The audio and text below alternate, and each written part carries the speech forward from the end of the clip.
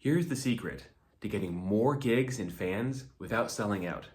My name is Joseph Arnold, and today I'm going to share with you the #1 marketing mistake that musicians and other creatives make and how to fix it. You're going to understand it really well because I'm going to give tons of examples, and then you're going to be able to transform your musical life where instead of getting crickets when you put something out, you're going to be able to build a fan base who buys your albums, who comes to your shows. This is going to feel so good because this is one of the biggest pain points that a lot of musicians have, and other creatives as well. You put all this work into creating an album, all this blood, sweat, toil, money, other resources into creating an album or putting on shows or creating a music video, whatever it is, and you're posting about it, you're telling all your friends, texting them, and then nothing happens, right? And if you're a professional musician, this is really frightening, anxiety-provoking, because this is how you make your living, and you're putting all this effort into it, and you're getting almost nothing back. But it's also disappointing if you're not, you don't have to be a professional musician for this to be an issue, because why do we play music in the first place? It's because we want to give our gifts well and have them be well received. That's what makes being a musician meaningful. This is why we do it. To have that audience interaction, to see their smiling faces, right? And to receive all that love from them. And yes, to make some money perhaps on the side. Or if you're a professional, that's something you definitely need, right? And so the biggest mistake that most musicians make is to talk about themselves rather than their audiences. It's egocentric marketing rather than customer-centric marketing. So here's an example, and I'm going to give lots of examples today so you're really going to understand what I'm talking about. So most orchestras, if you see their marketing, you see their flyers and their posts online, you'll see something on the lines of, here's Maestro X returning in our 30-something season to play X piece, right? You'll notice this almost always. This is what their marketing is like. They're always talking about themselves. Who's the conductor? What pieces are they playing? How great are we? Right? But nobody really cares. And that's the hard truth of this.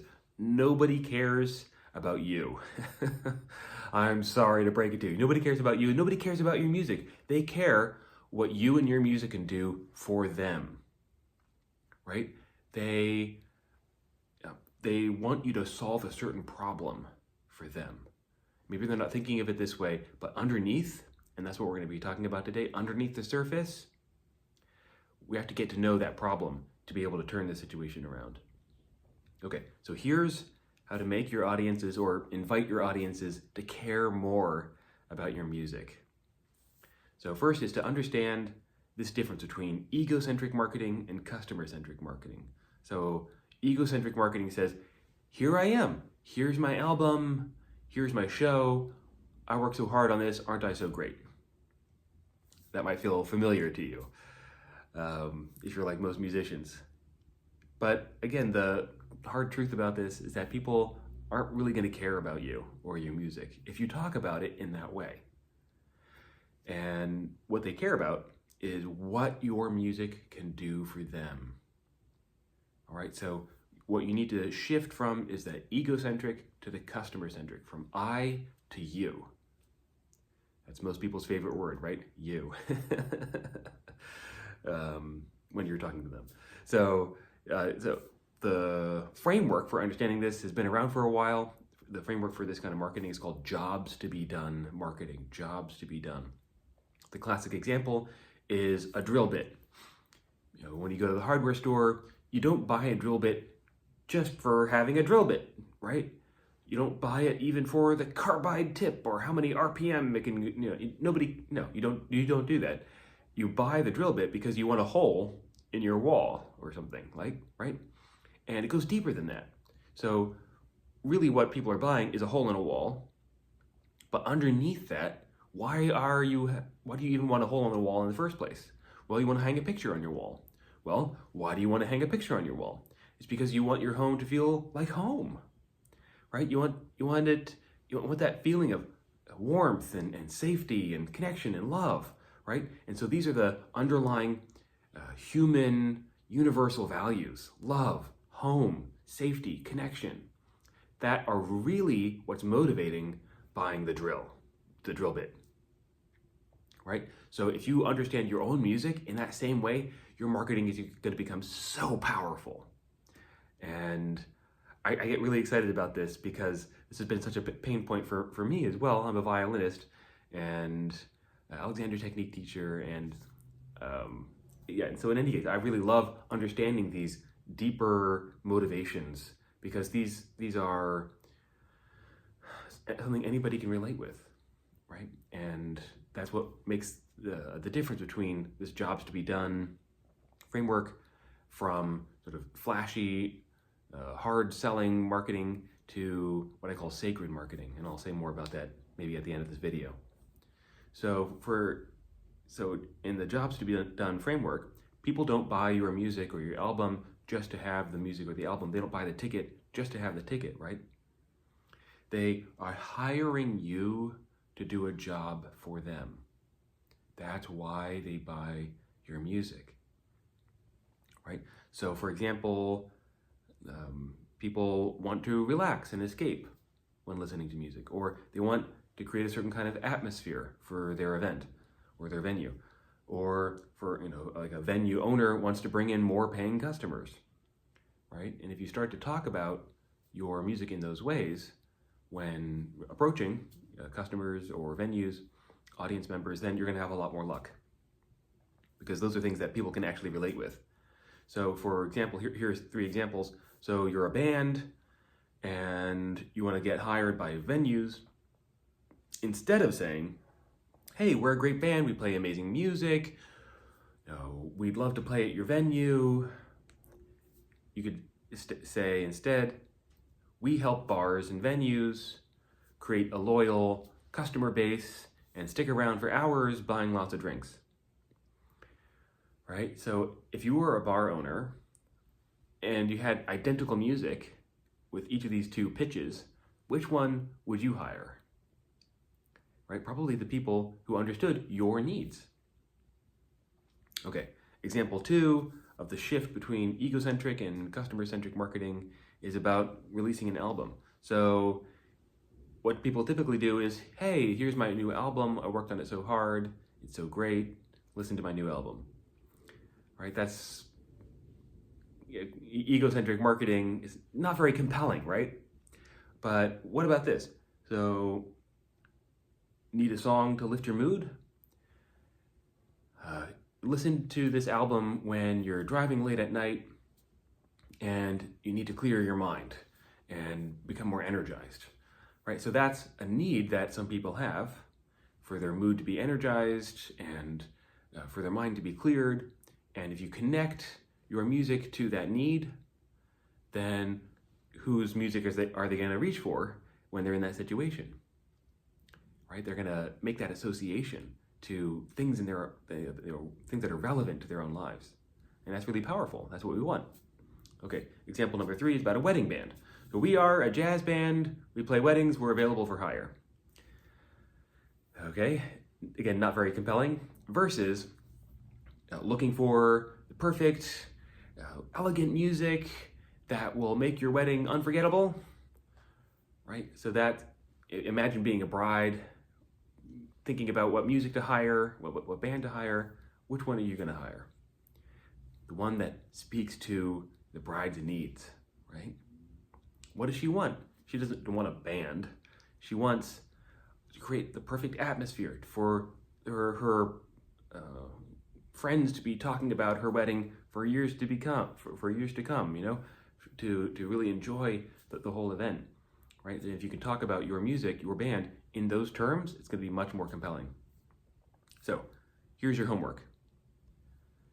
How to make basically you want to make a shift here from egocentric marketing to customer-centric marketing.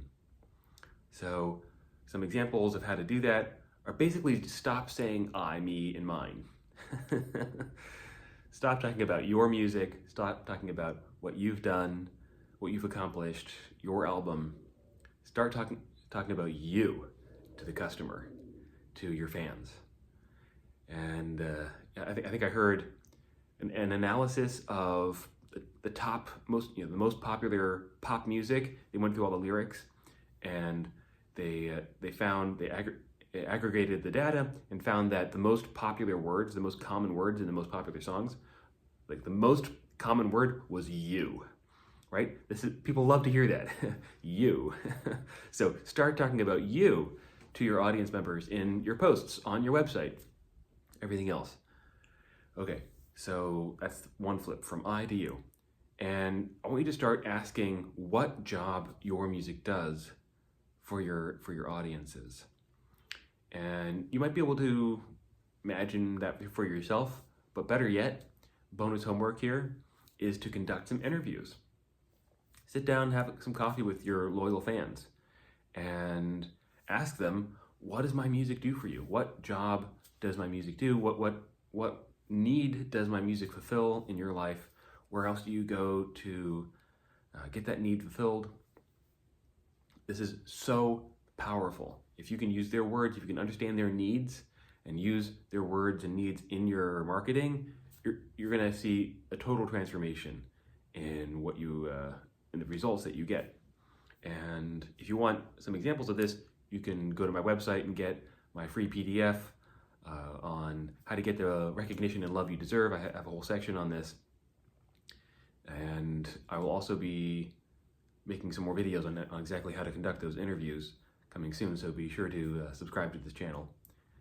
And the third thing you can do to transform your marketing to customer-centric marketing is to use testimonials that highlight the needs that the jobs that your music meets. So you can get testimonials from your fan base and use the parts of that highlight, oh, this made my wedding unforgettable, or this made my, I'm thinking about the venue owners for bars. I made X more money because I hired this band, this evening, or something like that. So, and again, one more example. Instead of saying, here, my album is out now, if you love music, you could instead say, if you love music that makes you feel nostalgic for summer road trips, then you should check this out. Right? I hope you can see by now that shift from egocentric to customer-centric.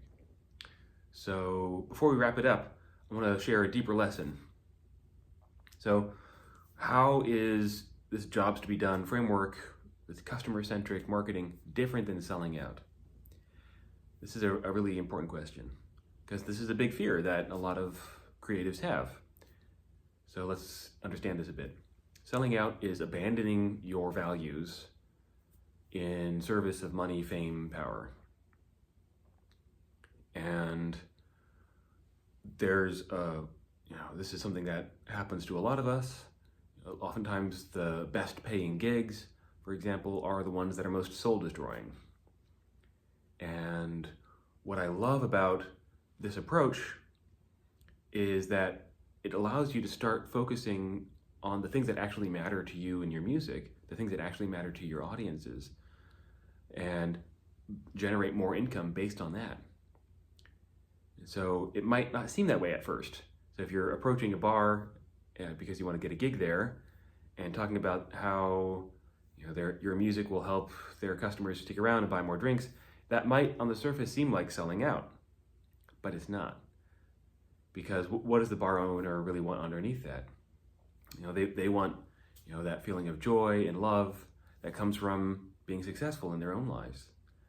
And your music doesn't just help somebody escape and relax, because underneath that there's these desires for inspiration, healing, connection, authenticity.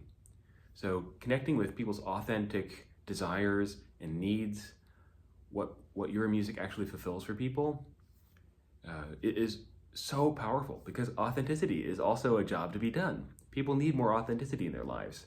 This is true. Look at all the superficiality that's around us. And if you come across as being really authentic and you talk about how your music can fulfill that need for authenticity, then you've reached what I call sacred marketing, which is the meeting place between what's sacred about your music and what helps you make a living. So more on that coming soon in future videos. So, wrapping things up here. Marketing is not just about you. It's about what you can do for your audiences, for your customers. And the more you embody that, the more gigs you're gonna get, the better gigs you're gonna get, the more you're gonna get paid, the more audience you're gonna get, the more albums you're gonna sell. And so your creativity and your finances will support each other rather than being at odds with each other, which it so often feels like, right? So if this speaks to you, I want to hear from you. So first, let me know in the comments below, what job to be done does your music fulfill? Just take a guess and let me know in the comments below. And finally, if you want to learn more about this kind of stuff, subscribe to this channel. You can also check out my, I almost did that there, talking about me. So if you want to learn to get more love and recognition as a musician, the love and recognition that you deserve, that your heart longs for, if you want to learn peak performance and creative fulfillment and career success, then you can go to soulforcearts.com and check out my offerings there. I have some free PDFs that will help you do all of that. I also have a new program coming out called Get Back to Playing Freely. Free your mind, relax your body, play with soul. And that's really great for releasing performance blocks like tension, injuries, nerves, self-doubt, burnout, things like that. So be sure to check all that out, and I'll see you next time.